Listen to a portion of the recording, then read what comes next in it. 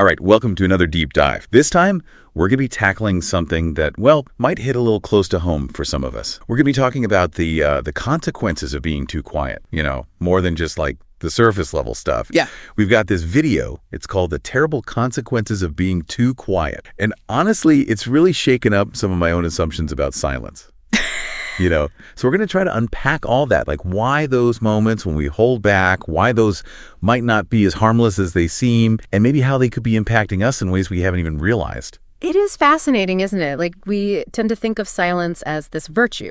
It's polite, it's humble. But this video, it kind of flips that script, doesn't it? It suggests that silence could actually be a form of like self-sabotage. Yeah, and right off the bat, the video makes this point, nobody's born afraid to speak. Right. Yeah. But somewhere along the way, most of us, we learn to silence ourselves. So what's going on there? Well, I think it really comes down to those early experiences, right? The ones that shape how we see ourselves, our place in the world. Think back to when you were a kid. Maybe you were told to be seen and not heard. Or you had ideas that were just dismissed. Oh, yeah. And every time that happens, every time our voice gets shut down, it plants the seed of doubt. And we start to think, are my thoughts really worth sharing?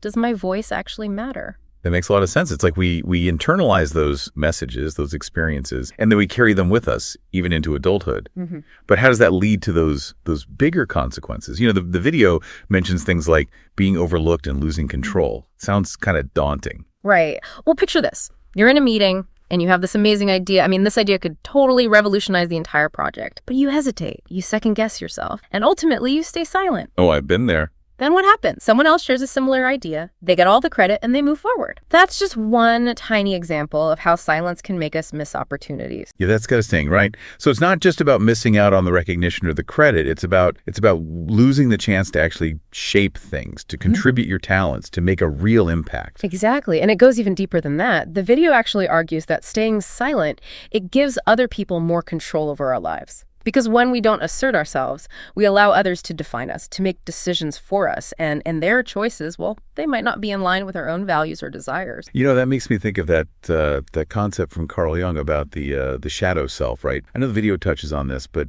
I'd love to hear more about how that connects to this whole idea of silence. Oh, absolutely. So Jung believed that the shadow self, it holds all those parts of ourselves that we deem unacceptable, undesirable. It's where our fears live, our insecurities, all those bottled up emotions. Okay. And the thing is, every time we choose silence over self-expression, we're basically feeding all those unexpressed thoughts and feelings right into that shadow. So our silence is like making our shadow self even stronger. Exactly. And as that shadow grows, it can actually start to influence our behavior. We might end up doing things that don't match our conscious intention, or we might feel disconnected from our true selves. It's almost like we're living half a life, constantly holding back and dimming our own light. Wow, that's a powerful image. It really makes you wonder, what are we sacrificing by choosing to be silent instead of just being authentic? I mean, I'm already starting to see how this goes way beyond just missing a few opportunities here. Oh, it definitely does. And that's exactly what we'll keep exploring as we go deeper into this video. We'll unpack how this whole pattern of silence impacts our self-worth, our relationships, even our careers. It's a lot more connected than you might think. Yeah. And you know what? The video even quotes Nietzsche. It says, "He who cannot command himself must obey," which, I feel like that perfectly captures this idea of giving up our agency when we choose to be silent. What are your thoughts on that? I mean, it's a pretty stark reminder, isn't it? Yeah. Nietzsche, he was all about individual will and self-mastery. And in that quote, he's basically saying if we can't control ourselves, our impulses, our fears, our tendency to just shut down and be quiet, then we're going to end up being controlled by external forces. It's about recognizing that silence, sometimes it can be a form of submission, like we're giving our power away to somebody else. And that can leave us vulnerable to, people who might try to manipulate us. Right? Absolutely. The video talks about how manipulative personalities, they often target people who seem quiet, submissive, because they see it as a weakness, a chance to exert their own influence. So it's not just about what's going on inside us. It's about how our silence can actually attract certain types of people into our lives. Yeah. It sets up this whole dynamic where we might end up in relationships that are unbalanced, where our needs are constantly ignored, where we just feel unheard and unseen. And that can apply to all sorts of relationships, romantic ones, friendships, even family dynamics. It's everywhere.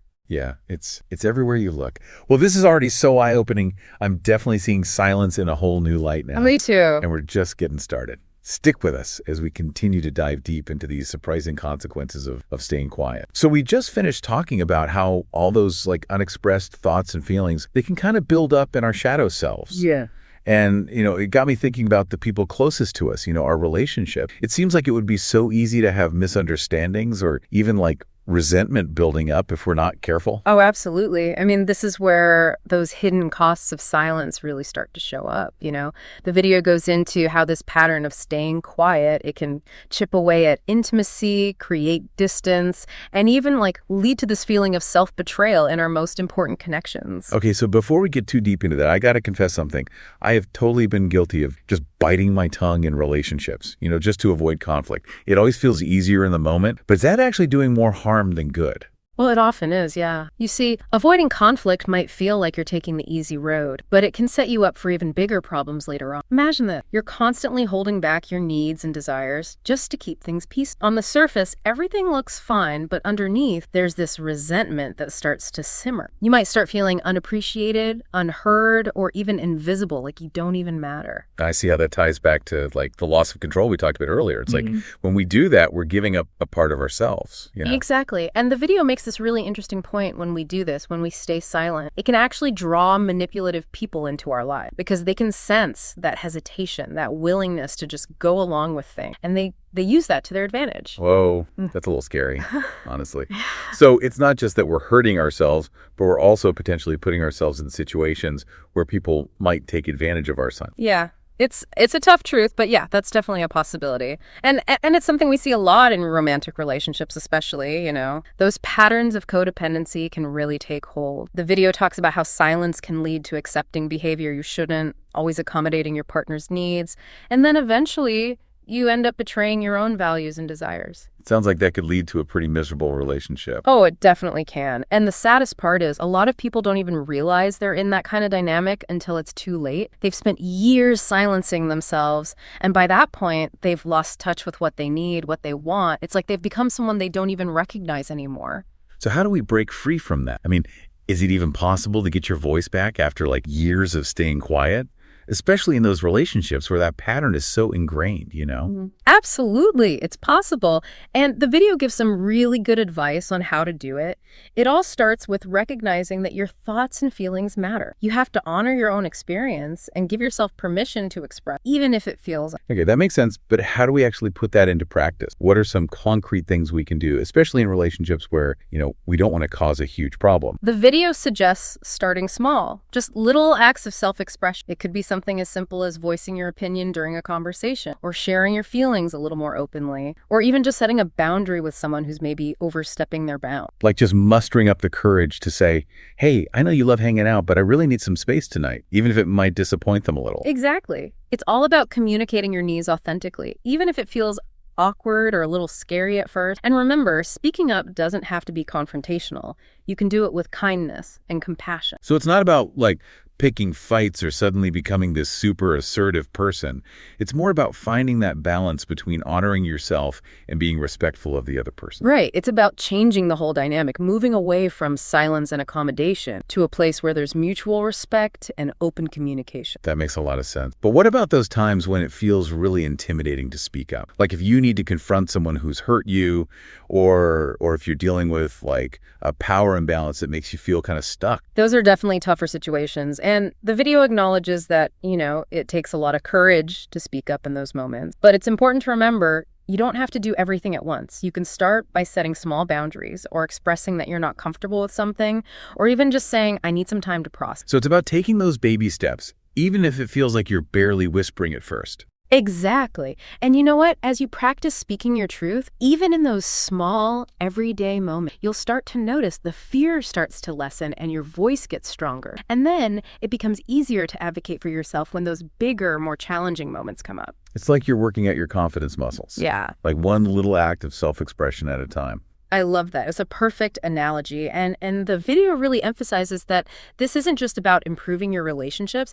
It's about getting back in touch with who you are, recognizing your own worth, and expressing yourself. That reminds me of something the video said earlier, something about like reaffirming our existence. I feel like that really ties in with what we're talking about here. Absolutely. It's about understanding that our voice, it's an extension of who we are.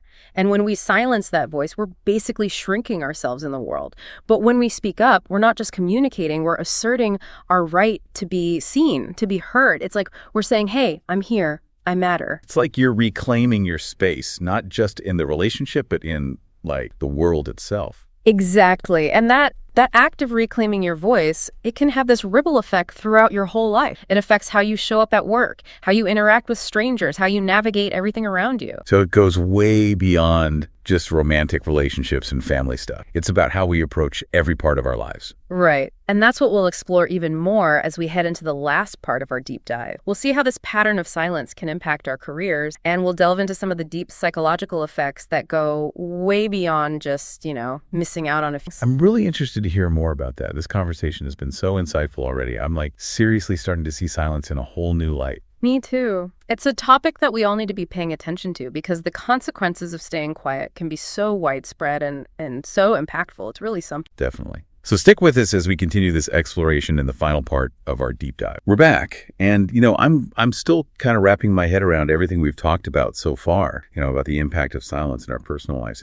It's crazy how something that seems so passive can actually have these huge consequences, Yeah, it really is. We've seen how holding back can affect our relationships, our sense of self, but now I'm curious about the ripple effects, like in our careers. Is there a connection between, being quiet and maybe hitting that glass ceiling or feeling undervalued at work? Well, it's funny you should mention that because that's exactly where the video takes us next. Yeah.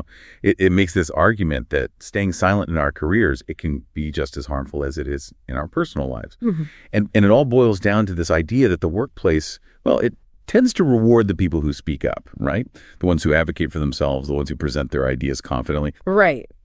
It makes sense when you really think about it. I mean, we've all seen those coworkers, right? Yeah. The ones who might not even be the smartest or the most talented, but they're always the first to share their thoughts, to volunteer for projects, to negotiate for what they want. And often those are the ones who end up climbing the ladder faster. It's like there's this unspoken rule, if you don't speak up, you're invisible. Yeah. If you're invisible, well, nobody's going to notice you. Nobody's going to promote you. Nobody's going to give you credit for what you do. Yeah, exactly. And the video points out how this can lead to feeling frustrated, even resentful. Like you could be working so hard getting amazing results, but if you're not making your presence known, you're probably going to be overlooked, undervalued. It's like this vicious cycle, isn't it? You're quiet, so people underestimate you, so you don't get as many opportunities. You stay quiet. It's like a self-fulfilling prophecy almost. It can be, yeah. And it ties into that idea of learned helplessness we were talking about earlier, remember? If you've been ignored or passed over enough times, you start to think, well, speaking up doesn't even matter, so you just give up. That's really sad. I've actually been there myself. Like early in my career, I was so terrified of making a mistake or saying the wrong thing that I almost never spoke up in meetings. I had all these ideas, but I just kept them to myself. And, well, you can guess what happened. I was constantly passed over for promotions while those colleagues who were more vocal, well, they moved right ahead. Yeah, it's a pretty common experience, unfortunately, and it just shows how important it is to recognize those patterns and make a conscious effort to break free from them, But how do you do that? It's easy to say speak up, but it's a whole other thing to actually overcome that fear, especially if you've been conditioned to be quiet for like years and years. Right, it's not always easy, but the video does offer some practical advice. It starts with those baby steps.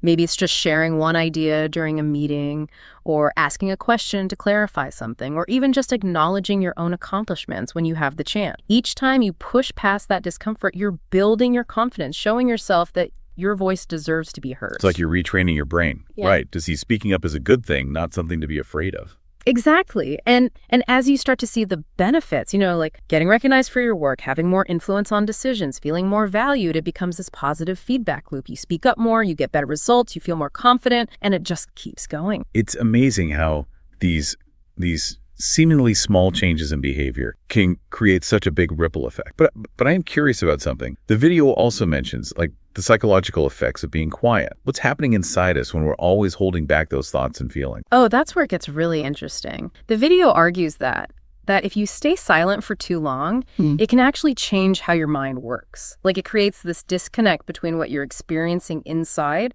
and what you're expressing to the world. You start to lose touch with your own needs, your desires, even your sense of self. So it's not just about those missed opportunities or the external consequences. It's about a much deeper internal change that can happen when we're always silencing ourselves. Exactly. And this can show up in a lot of different ways. You might feel more anxious, have trouble making decisions, or just have this general feeling of unease. The video even suggests there might be a connection between staying silent for a long time and things like depression and chronic stress. Wow, I never really thought about it like that before. But it makes sense when you think about all those unexpressed emotions, all those thoughts that just build up inside. It's like you're carrying around all this baggage, but you're not allowed to unpack it. Oh, that's a great way to put it. And the problem is, so many people don't realize that their silence is actually a big part of what's causing their distress. They might blame their job, their relationships, the world, anything but themselves. But they don't see that their own unexpressed truth is playing a role. So what's the solution? How do we start unpacking all that baggage? How do we reclaim our voice, both inside and out? Well, the video really emphasizes that it's never too late to change. It's about making that conscious choice to honor your own experience and finding healthy ways to express it. Maybe that means journaling, talking to a therapist, or even just practicing speaking your truth in those small, everyday moments. I love that idea, just finding little chances to use your voice, even if it's just saying something like, oh, I'd rather have the window seat, or, I actually disagree with that. Exactly. It's about shifting your whole mindset, moving away from fear and self-doubt and towards self-respect and empowerment. And as you do that, something amazing starts to happen. You feel more connected to who you are, more confident in how you interact with people, and more capable of creating the life you truly want. That's really inspiring, but I'm still kind of wrestling with this idea that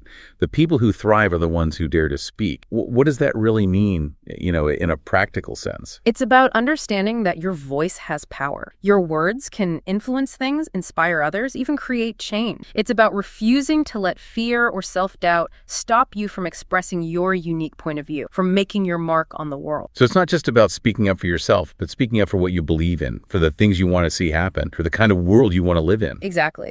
And the video leaves us with this really powerful message that power isn't just for a select few, it's for everyone. No matter how long you've been quiet, you can claim that power. You can choose to speak up, use your voice, make a difference. It's all there for you. That's a beautiful way to end this deep dive. And to everyone listening, if anything we've talked about today has resonated with you, I really encourage you to take some time to think about your own relationship with silence. Where are you holding back? What thoughts and feelings are you keeping bottled up inside? And what's one small step you can take today, right now, to start reclaiming your voice, to step into your power? Remember, the world needs your voice. It needs your perspective, your ideas, your experiences. Don't let fear or self-doubt silence you any longer. Speak up, be heard, and make your mark. Thank you so much for joining us on this deep dive. Until next time, keep exploring, keep questioning, and keep speaking your truth.